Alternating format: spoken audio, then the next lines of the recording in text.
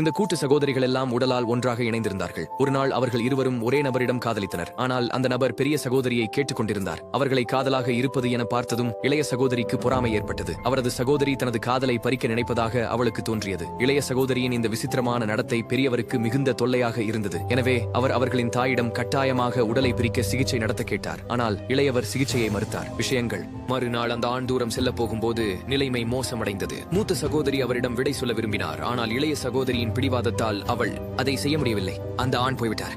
மூத்த சகோதரி அவனை பற்றிய ஓவியத்தை பார்த்து அவனை நினைத்துக் கொண்டிருந்தால் இதனால் இளைய சகோதரிக்கு மேலும் கோபம் வந்தது. அவள் அந்த படத்தை துண்டுகளாக கிழித்து விட்டாள்.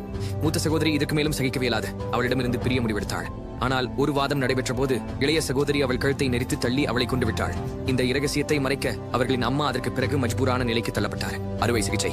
சிறிய சகோதரி பின்னர் தன் பெரிய சகோதரியின் இடத்தை பிடித்துவிட்டு அவள் சகோதரியின் காதலனை திருமணம் செய்து கொண்டாள். ஆனால் திடீரென்று அவளின் வாழ்க்கையில் விசித்திரமான விஷயங்கள் நிகழ ஆரம்பித்தன.